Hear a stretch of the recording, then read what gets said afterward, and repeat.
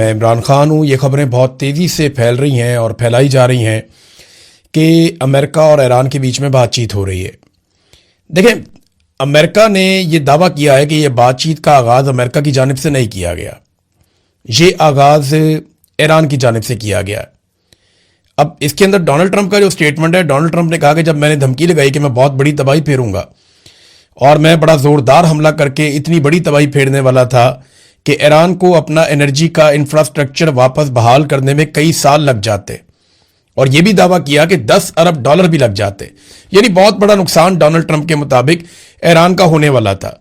तो Donald Trump का कहना है कि उस नुकसान के डर से ईरान ने फौरी तौर पे खुद ही हमसे राब्ता किया और हमने राब्ता नहीं किया। हम उम्मीद करते हैं कि मुज़ाकरात के नतीजे में फ़ायदा होगा। अब ये डोनाल्ड ट्रंप का कहना है, जबकि ईरान का ये कहना है कि हमारी तो कोई बातचीत ही नहीं हुई, हमारा अमेरिका से कोई राब्ता नहीं हुआ।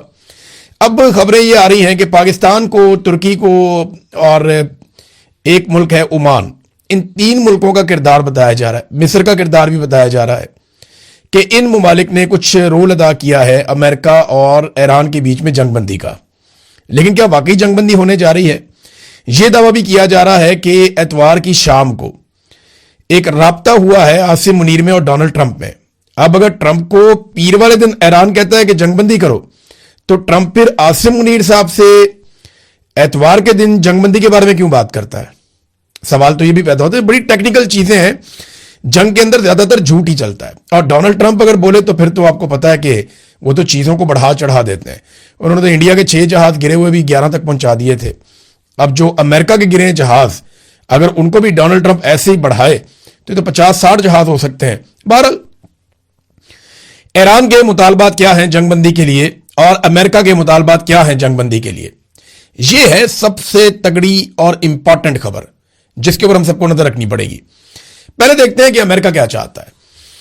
अमेरिका ने कहा कि डील करने के लिए या जंगबंदी करने के लिए या मामला खत्म करने के लिए ईरान को जो अफजूदा यूरेनियम है, जो यूरेनियम उसने तैयार की हुई है 60% जिसको प्यूरिफाई किया हुआ ईरान ने, वो यूरेनियम अमेरिका के हवाले कर दे। किसी और को नहीं देनी, अमेरिका को देनी है वो यूरेनियम ईरान ने जो 60% कारामद हो चुकी है, अफसूदा हो चुकी है। नंबर 1 शर्त यह है। नंबर 2 यह है कि आबना हुर्मुज़ को फौरी तौर पे ईरान को खोलना होगा और गैर मशरूत तौर पे खोलना होगा। ये जनाब 2 चीजें डोनाल्ड ट्रंप ने कही हैं कि उन्होंने कहा जी ईरान की एक बड़ी काबिल एहतराम ईरानी शख्सियत से हमारी बातचीत हुई है और उसका नाम नहीं बताना चाहते, लेकिन मुश्तबा खामनाई नहीं है जिनके साथ बातचीत हुई है। तो इस किस्म की बातें डोनाल्ड ट्रंप ने की हैं। लेकिन अब ये अमेरिका के मुतालबात 2 हैं, मैंने दोनों आपके सामने रख दिए। आबना हुर्मुज़ को फौरी तौर पे खोल दें। नंबर 2, जो यूरेनियम है वो अमेरिका के हवाले कर दी जाए। अब अमेरिका के मुकाबले में ईरान के मुतालबात आप देखिए कि वो क्या है। ईरान के मुतालबात भी बड़े क्लियरली सामने आए हैं। ईरान की जो शराइत है ना, वो पहले दिन से 3 शराइत चली आ रही हैं। अब इसके अंदर इक्का दुक्का चीजें और शामिल हो गई। एक तो ईरान ये कहता है कि ईरान को ईरान का हक दिया जाए, वो तिजारत करना चाहे तो करने दें, उसके ऊपर जो पाबंदियां बिला वजह लगी हुई हैं वो खत्म की जाए, तो ईरान को उसको जीने का हक मिलना चाहिए। दूसरा, ईरान ये कहता है कि जो उसका नुकसान हुआ उसका अदाला किया जाए। अब उसका अलग अलग तखमीना लगाया जा रहा है और कुछ दावे ये हैं कि ईरान 100 अरब डॉलर भी अमेरिका से मांग सकता है उस खसारे के नतीजे में जो जंग के नतीजे में ईरान को हुआ है, जितना ईरान का नुकसान हुआ है।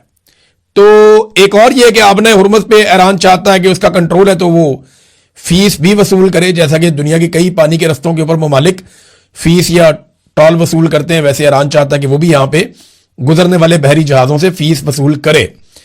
फिर ईरान एक और चीज चाहता है कि दोबारा जंग शुरू ना की जाए ईरान के साथ, इसके हवाले से कुछ मजबूत जमानतें दी जाएं। और यह भी ईरान चाहता है कि इसराइल जो है वो हिजबुल्लाह के ऊपर हमले भी खत्म कर दे, और खलीज में अमरीकी फौजी अड्डों की बंदिश भी उसके मुतालबात में से एक मुतालबा है। और माली मुआवजा तो मैंने आपको पहले बता दिया कि ईरान का मुतालबा। अब देखें ना कितना फर्क है। अमेरिका कहता है यूरेनियम दो, आबना हुर्मुज़ खोलो। ईरान कहता है गारंटी दो, आइंदा हमला नहीं करोगे। नंबर 2, जो नुकसान किया उसका पैसा भरो। नंबर 3, हम पे कोई पाबंदी नहीं रहेगी। नंबर 4, यहां से अपने अड्डे उठाओ। नंबर 5, आबना हुर्मुज़ जो पानी रास्ता है उसकी अब हम फीस लेंगे वहां से जहाजों के गुजरने की। फिर ईरान ये कहता है कि हिजबुल्लाह के ऊपर अटैक ना करें। फिर ईरान जब बैठेगा मुज़ाकरात के अंदर तो फिर तो गजा की बात भी होगी ना। गजा के हवाले से अगर पूरी दुनिया में किसी मुल्क ने प्रैक्टिकली सबसे ज्यादा आवाज उठाई है, ईरान ने उठाई है। अब गजा के अंदर से पहली मरतबा जो हमास है, हमास ने जो स्टेटमेंट दिया पहली मरतबा वो ईरान के हक में दिया। उन्होंने कहा जी हमें, उनको खुशी का इजहार किया जो ईरान कर रहा है इसराइल के साथ। तो गजा वाले तो उधर खड़े हैं जाके, हमास वाले तो उधर खड़े हैं जाके कि ईरान जो कर रहा है वो ठीक कर रहा है। बहरहाल ये जो जंगबंदी है ना, इसके अंदर चंद सवालात पैदा हो जाते हैं और सबसे बड़ा सवाल यह पैदा होता है कि नेतन्याहू के पास ये आखिरी मौका है ईरान को तबाह करने का। अगर ईरान एटॉमिक पावर बन गया तो नेतन्याहू फारेगा उसके बाद, और अगर अमेरिका इस लड़ाई से निकल गया तो दोबारा कोई अमेरिकी सदर ये दुर्गत देख के इस लड़ाई के अंदर नहीं आएगा। तो नेतन्याहू ने भी कह दिया है हैरानकुन तौर पे कि डोनाल्ड ट्रंप की बात से मैं इत्तेफाक करता हूं। मिसाल के तौर पे उसका स्टेटमेंट मैं आपके सामने रखता हूं। वो कहते हैं जी मेरे दोस्त डोनाल्ड ट्रंप से मेरी बात हुई है और सदर ट्रंप का मानना है कि अब एक ऐसा मौका मौजूद है कि हम अजीम कामयाबियों से फायदा उठाएं जो हमने अमेरिकी फौज के साथ मिलकर हासिल की हैं, ताकि एक ऐसे मुआहदे के जरिए जंग पर अहदाफ हासिल किए जा सके जो हमें हमारे मफादात का तहफ़्फ़ुज़ करे। यानी नेतन्याहू भी अब इस नतीजे में पहुंचना शुरू हो गया और वो ये कह रहा है जनाब हमने तो बड़ी कामयाब जंग लड़ी है, तो अब हम मुज़ाकरात कर लेते हैं। और डोनाल्ड ट्रंप ठीक कह रहा है, किसी नतीजे पे हम पहुंच जाते हैं, कोई मुआहदा कर लेते हैं। ये दोनों एकदम ये क्यों कहना शुरू हो गए, इसके बारे में बहुत सारे लोगों का ये अंदाजा है जो दिफाई तज्जियाकार हैं। वो ये कह रहे हैं कि अमेरिका हारी हुई लड़ाई में से नहीं निकलेगा। अभी तक अमेरिका को कोई फेस सेविंग नहीं मिली, अमेरिका को इस लड़ाई का कोई नतीजा नहीं मिला, बल्कि अमेरिका पूरी दुनिया में एक्सपोज हो गया। इसराइल का दिफाई निज़ाम, अमेरिका का दिफाई निज़ाम पूरी दुनिया के अंदर गंदा हो गया। अमेरिका के जो है वो 1.5 दर्जन के करीब तैयारे गिर गए हैं और लगातार उसे जंग में नुकसान हो रहा है। उसका बैरी जहाज जल रहा है पानी के अंदर, उसके इत्तेहादी उसको छोड़ गए हैं, कोई उसकी मदद करने के लिए नहीं आ रहा। डोनाल्ड ट्रंप इमदाद इमदाद चिल्ला रहा है लेकिन उसके पुराने इत्तेहादी उसकी मदद नहीं कर रहे। ऐसी सूरत हाल में अगर अमेरिका इस जंग से निकल जाता है तो ये तो बड़ी सुबकी वाली बात हो जाएगी, बहुत शर्मिंदगी वाली बात हो जाएगी। तो दो ही रीजन हो सकते हैं पाकिस्तान को बीच में डालने के। देखिए शहबाज शरीफ को अगर बीच में डाला है या आसिम मुनीर को, तो दो वजह हो सकती है ना। देखे ना, अगर सुपर पावर की सुपर पावरी हमारी मदद तक महदूद रह गई है तो फिर तो सुलह ही कर दे, इससे अच्छा है। यानी हम पाकिस्तान अब दुनिया को बचाएगा, दुनिया की मदद करेगा, अल्लाह करे वो दिन आ जाए, लेकिन इस वक्त तो पाकिस्तान अपने आप को नहीं बचा पा रहा।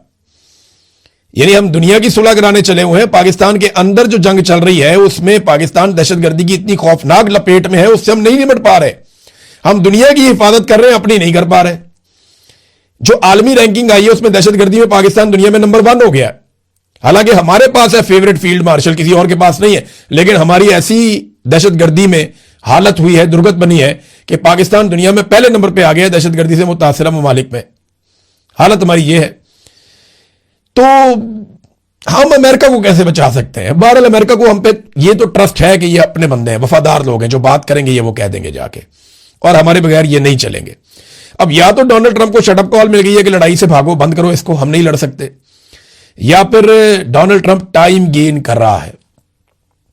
देखिए ना, सवाल यह पैदा होता है कि क्या आसिम मुनीर अमेरिका को एक फेस सेविंग लेकर दे सकते हैं? तो जवाब है कैसे। अमेरिका को फेस सेविंग लेकर देंगे तो ईरान के अंदर मामला नहीं बनेगा, ईरान को कुछ लेकर देंगे तो अमेरिका में मामला नहीं बनेगा। तो बीच का रास्ता कैसे निकलेगा, यह है सबसे बड़ा सवाल। वो ईरान है, वो तो जान पे खेल कर लड़ रहे हैं। वो कोई ऐसी कंट्री है, ऐसी नेशन तो नहीं है जो कहेंगे ठीक है हम लात नीचे रख लेते हैं। वो तो कहेंगे लात ऊपर रखनी है अपनी।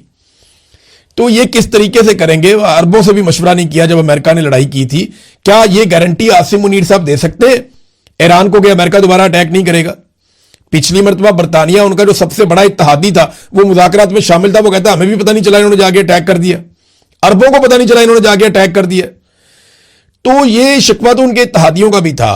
तो गारंटी देना भी बड़ा मुश्किल है, अमेरिका को फेस सेविंग लेकर देना भी बड़ा मुश्किल है। और अगर लेकर देनी है तो किस नौयत की फेस सेविंग लेकर देनी है? बहुत अभी देखें ना, 4,500 अमेरिकी फौजी रस्ते में जो मिडिल ईस्ट में आ रहे हैं। अब उनको पहुंचने में और सेटल होने में 4-5 दिन का टाइम चाहिए। तो 5 दिन तो मांग लिया डोनाल्ड ट्रंप ने, और वो उसको एक जंगबंदी समझ रहे हैं, लेकिन जंगबंदी हुई नहीं है। अभी भी ईरान जवाबी हमले कर रहा है, और ईरान के जवाबी हमलों के हवाले से इन्होंने 6 ड्रोन मारे हैं शाम के इलाके खराबुल जेर में। वहां पे 6 ड्रोन मारे गए हैं, वो वहीं से उड़े थे, लेकिन ईरान की हमायतियों ने मारे हैं। ईरान ने खुद नहीं मारे, वहां पे अमेरिकन फौजियों के नुकसानात का भी इतला मिल रही है, जबकि 3 बड़े हमले जो हैं वो ईरान ने अभी किए हैं इसराइल पे और अमरीकी अड्डों पे, और उनकी जिम्मेदारी भी ईरान कबूल कर रहा है। यानी ये 3 बड़े हमले मजीद हुए हैं ईरान की जानिब से। तो लड़ाई ऐसे खत्म नहीं हुई, अभी लड़ाई अभी चल रही है। अच्छा, इसमें जो है ना वो एक चीज और है, डोनाल्ड ट्रंप के लिए अमेरिका में एक बहुत बड़ी मुश्किल पैदा हो रही है। ये वो मुश्किल से बचने का भी एक तरीका हो सकता है कि जंग बंदी करें। फिलहाल देखें अमेरिका में हम कैसे मैनेज करते हैं, क्योंकि 28 तारीख को हफ्ते के रोज अमेरिका में नो किंग्स मूवमेंट चल रही है। नो किंग्स मूवमेंट के हमारे यहां बादशाह नहीं है, डोनाल्ड ट्रंप बादशाह की तरह चलते हैं। यह मूवमेंट अमेरिका के अंदर शुरू हुई थी, मुख्तलिफ लोगों ने शुरू की थी। इसमें पहली मर्तबा जब एहतजाज किया गया तो 3 मिलियन यानी 30 लाख लोग बाहर निकले थे अप्रैल 2025 में। फिर जून 2025 में 5 मिलियन लोग यानी 50 लाख लोग बाहर निकले अमेरिका में। फिर अक्टूबर 2025 में 7 मिलियन अमेरिकी बाहर निकल आए डोनाल्ड ट्रंप की पॉलिसियों के खिलाफ। और अब यह कह रहे हैं कि मार्च 2026 में 28 तारीख को 9 मिलियन अफराद को अमेरिका में बाहर निकाला जाएगा। ये 50 रियासतों के अंदर अमेरिका की 600 जगहों पे एहतजाज होगा। तो नो किंग्स मूवमेंट, इसका एक मैप भी जारी किया है, नो किंग्स मैप, कि ये मूवमेंट जहां जहां चलेगी इस मैप के मुताबिक आप लोग इसके अंदर शिरकत करें। तो अमेरिका के ऊपर, डोनाल्ड ट्रंप के ऊपर इसका बहुत दबाव है। इतने बड़े एहतजाज अमेरिका में किसी सदर के खिलाफ माजी में नहीं हुए जितने बड़े एहतजाज डोनाल्ड ट्रंप के खिलाफ हो रहे हैं।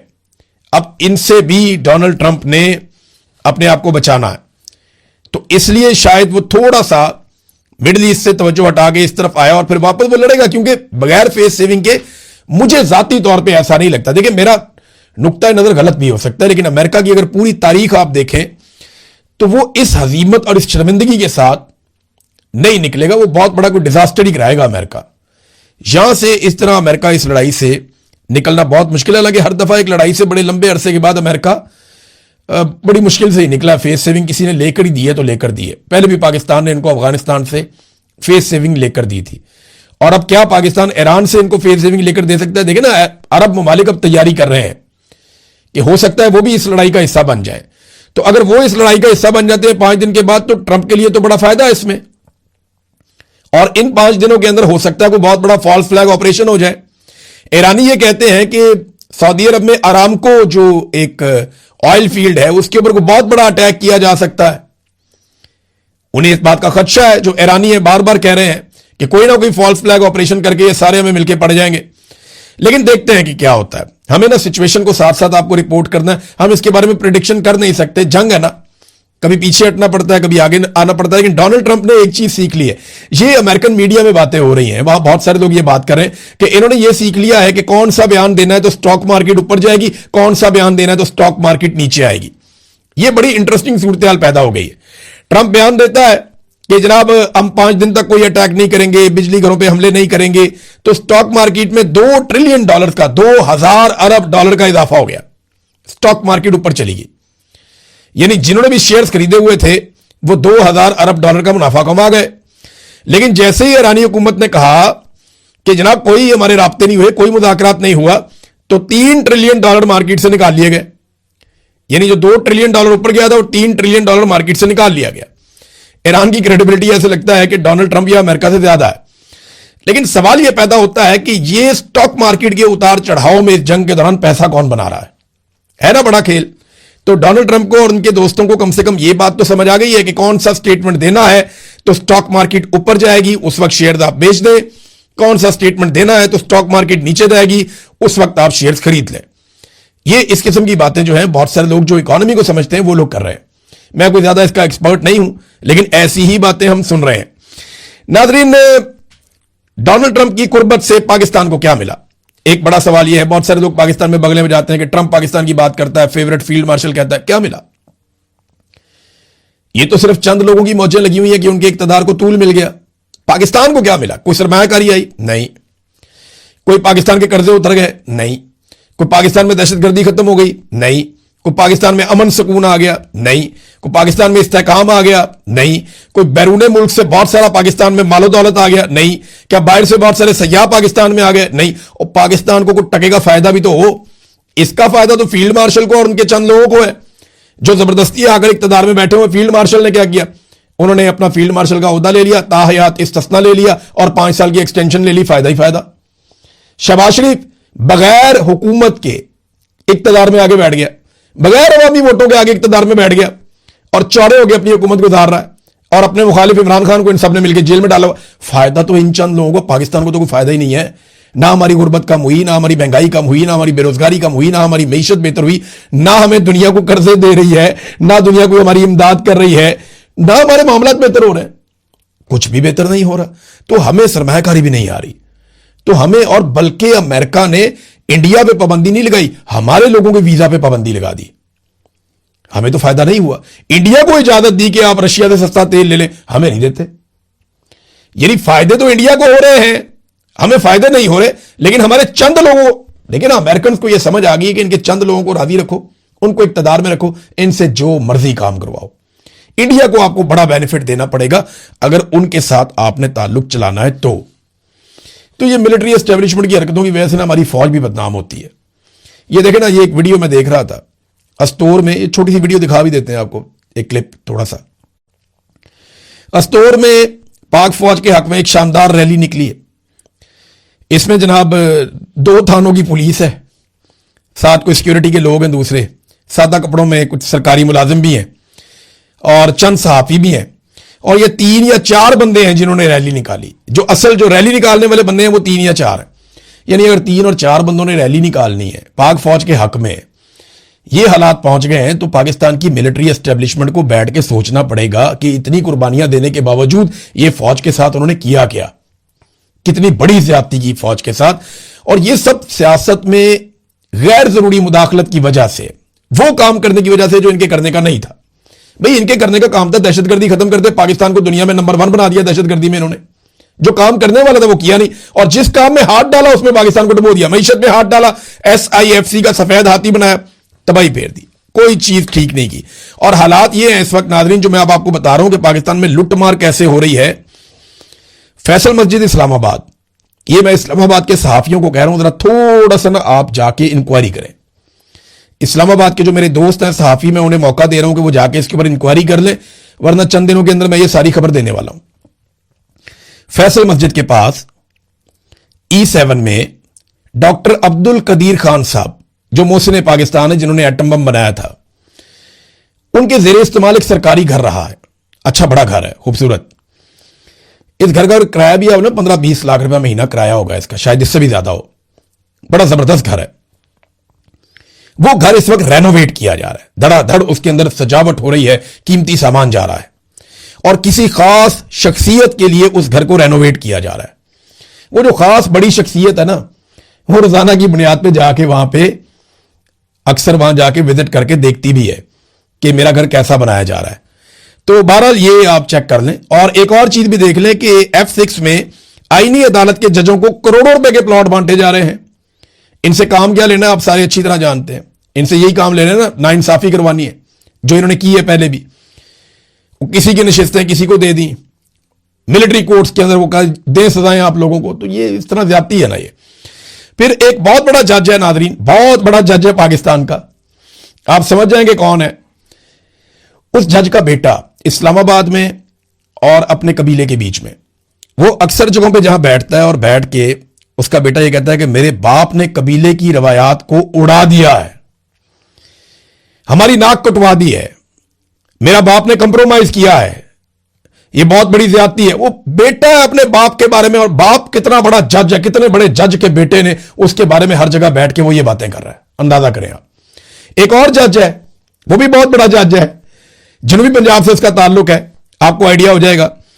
तो ये जो जज है ना, ये बहुत बड़ी अदालत में बैठता है,